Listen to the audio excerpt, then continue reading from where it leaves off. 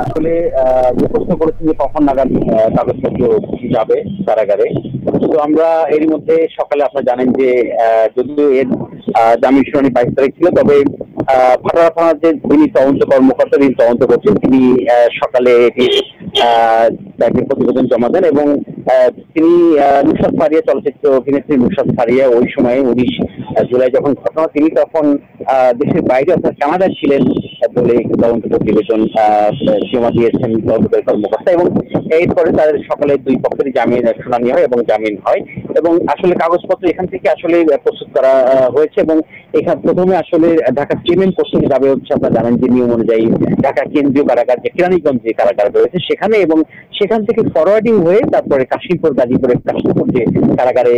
চলচ্চিত্র অভিনেত্রী নুসরাত ফারিয়া রয়েছে সেখানে যাওয়ার কথা রয়েছে। তবে আমরা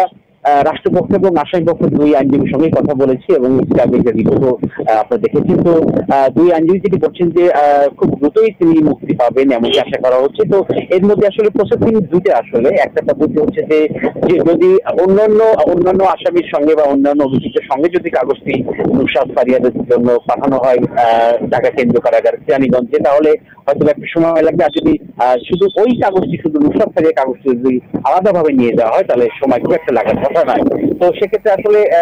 ঢাকা কেরানীগঞ্জের যে কারাগার রয়েছে কিন্তু সেখান থেকে ফরওয়ার্ডিং হয়ে সেখান থেকে অনুমোদন হওয়ার পরেই কিন্তু গাজীপুরে যে কাশিমপুর কারাগার যেখানে নুসরাত ফারিয়া রয়েছেন সেখানে গিয়ে পৌঁছাবে এবং তারপরে তিনি মুক্তি পাবেন বলে আশা করা হচ্ছে। তো